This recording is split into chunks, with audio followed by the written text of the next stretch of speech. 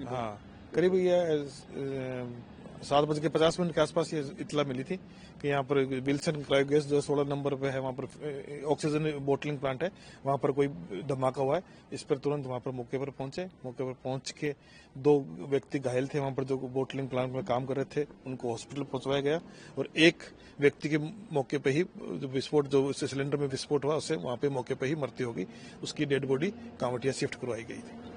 Total इस पूरे मामले क्योंकि एक जो घायल था गंभीर रूप से, उसकी भी शायद अस्पताल में मौत हुई। हाँ, जो 2 घायल भिजवाए थे उसमें से जो विनोद गुप्ता था उसकी जेरे इलाज मृत्यु हो गई थी। एक का भी एसएमएस के अंदर इलाज जारी है। मतलब टोटल 2 लोगों की इस पूरे पूरे प्रकरण में 2 कैजुअलिटी हुई है। जो एक तो मौके पे हो गया था, एक जो घायल जिसको हॉस्पिटल भिजवाया था मणिपाल के अंदर, उसने दौरान इलाज दम तोड़ दिया था। कुछ लापरवाही थी भरने के दौरान, किस प्रकार? नहीं, अभी प्रथम दृष्टया तो उसमें इसमें जो बोटलिंग प्लांट है उसमें सिलेंडर में भरने के दौरान ही उसमें विस्फोट होना पाया गया। फिर भी एफएसएल वगैरह जो वैज्ञानिक तरीके से जांच करके ही आगे इसमें कुछ कहा जा सकता है।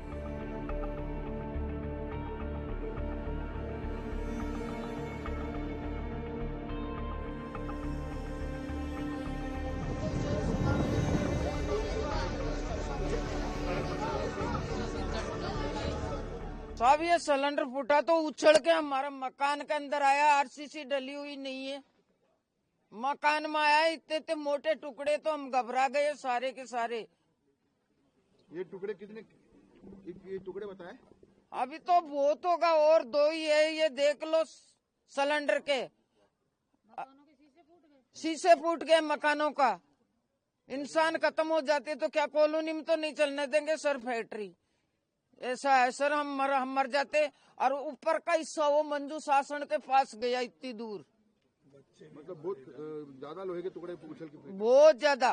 शीशे फूट गए, दुकानों के शीशे शीशा फूट गए, दुकानों के शीशे फूट गए, पूरे घर हिल गए, पूरे जो रसोई के जो बर्तन होते हैं वो सारे नीचे गिर गए। हम तो खुद डर गए थे ऐसे एकदम से, मैं कि क्या पता मकान गिरने वाला है हमारा। हम सारे बच्चे को लेके 2 किलोमीटर दूर भाग गए वहाँ। आवाज कितनी भयंकर थी? आवाज तो कम से कम बहुत दूर तक गई होगी सर। हाँ, दूर दूर से आ गए थे हमारे बंदे, हमारे जानने वाले। बोले क्या हो गया, क्या हो गया, किस चीज का धमाका हुआ है। मैं जस्ट बाइक पे था, हेलमेट लगाया हुआ था, मैं 17 नंबर स्टैंड रुका तो हुआ एक धमाका भयंकर। तो ये हमारी मौसी जी यही रहती है। तो मैं उधर से जैसे आया तो इधर की पब्लिक उधर जा रही थी, उधर की इधर। तो जैसे मैं देखा तो इधर भीड़ थी बहुत ज्यादा। तो मैं भागता हुआ सीधा घुसा अंदर कंपनी के अंदर। गला भी मेरा उसी चक्कर से बैठा है। तो मेरे साथ एक भाई और भी था जो पीछे कच्ची बस्ती में रहता है, वो भी मेरे साथ घुसा। तो अंदर जाने के बाद 3 जनों ने बोला कि अंदर कोई भी नहीं है और कुछ नहीं, कंपनी बंद की, सिलेंडर ब्लास्ट हो गया।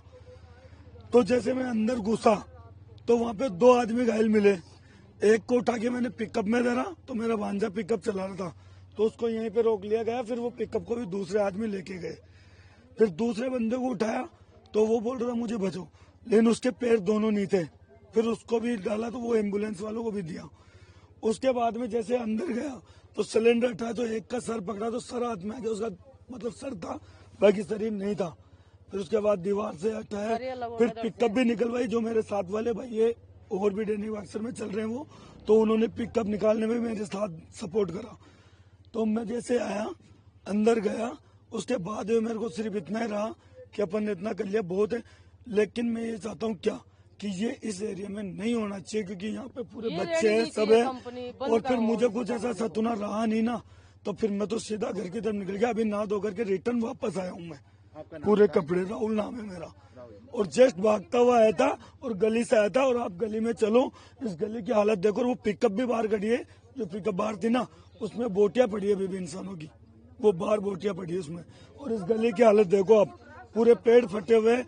लेकिन सोचो मकान है ये, वो यहाँ से ब्लास्ट हो हवाई से ऊपर निकला वो। यदि अगर वो नीचे से जाता तो पूरे घर मकान आर पार जाते।